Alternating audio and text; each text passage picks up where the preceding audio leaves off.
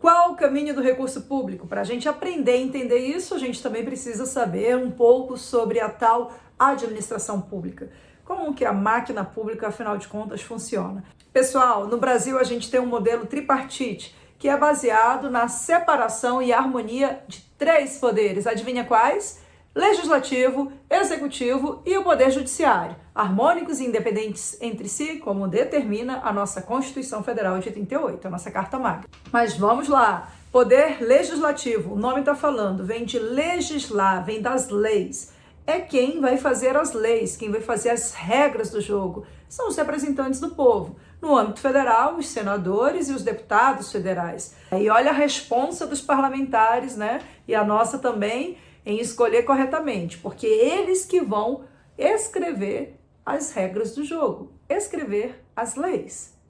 E o Poder Legislativo é formado no âmbito federal pelos senadores e pelos deputados federais. Então a gente vai ter ali o Congresso Nacional, a Câmara dos Deputados, o Senado Federal e as comissões, enfim, tudo para fazer com que a vontade popular seja refletida por meio das leis. Além disso, o Poder Legislativo também é responsável por ser, os ouvidos, os olhos e a boca do povo. Fiscalizar se está tudo correndo conforme a gente combinou. E esse poder de fiscalização, ele é exercido com o auxílio do Tribunal de Contas da União, no que a gente chama de controle externo. Agora vamos falar um pouquinho sobre o Judiciário. O Poder Judiciário é responsável por julgar e tomar decisões e acabar com os conflitos conforme manda a Constituição e conforme determinam as leis do Brasil, as leis vigentes. Então, o Poder Judiciário, além de ser o grande guardião da Constituição Federal, ele também tem esse poder desde os mais simples conflitos do cotidiano, da vida, do nosso dia a dia, até aquelas decisões mais pesadas, mais graves, que podem ter impacto na vida de muita gente, de toda a sociedade brasileira. Por isso que é muito importante a gente ter juízes imparciais e tecnicamente muito bem preparados, né? E o Poder Executivo, ele é responsável por fazer a máquina pública girar, para que as coisas aconteçam e as políticas públicas sejam entregues, a gente conseguir, de fato, levar isso lá para cada um de nós, para os cidadãos. Para construir escola, para construir hospital, para fazer uma ponte, é o Poder Executivo. E aí, se tu fores em Brasília, tu vai ver lá na Esplanada os ministérios que representam muito bem o Poder Executivo. Você vai ver lá o MEC, o Ministério da Educação, o Ministério da Saúde, da Infraestrutura, o Ministério da Fazenda, Planejamento, enfim. Mas não são apenas os ministérios. O Poder Executivo, ele engloba também vários outros órgãos, várias outras unidades espalhadas pelo Brasil. A gente tem fundações, a gente tem autarquias, por exemplo, as universidades federais fazem parte do Poder Executivo. A gente tem a Embrapa, tem Embrapa espalhada pelo Brasil inteiro, não tem? Tem o INCRA, tem vários órgãos que vão executar as políticas públicas, porque fazem parte do Poder Executivo.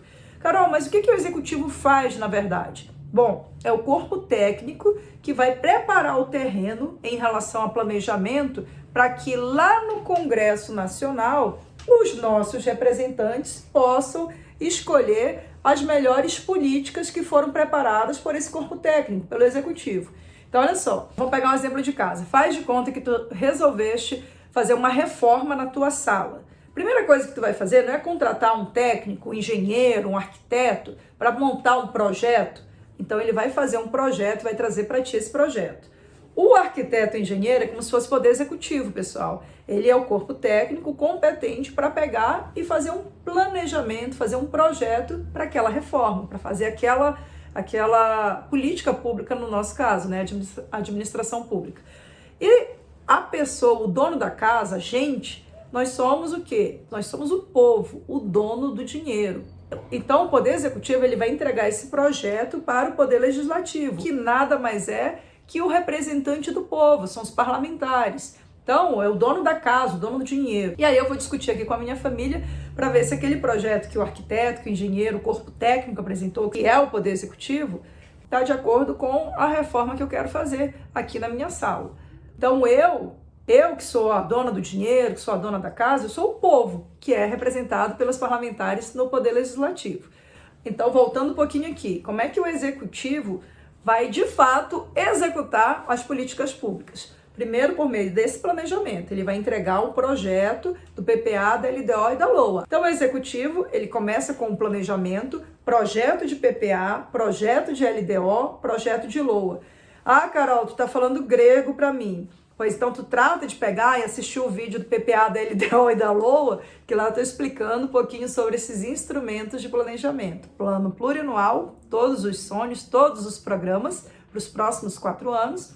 LDO, leis diretrizes orçamentárias, seleciona e prioriza os sonhos que serão realizados no próximo exercício, e lei orçamentária anual vai colocar limite orçamentário no sonho, em cada um dos programas, até quanto a gente pode gastar para realizar cada programa, de acordo com a estimativa da receita, de acordo com o que a gente espera receber. Voltando tudo.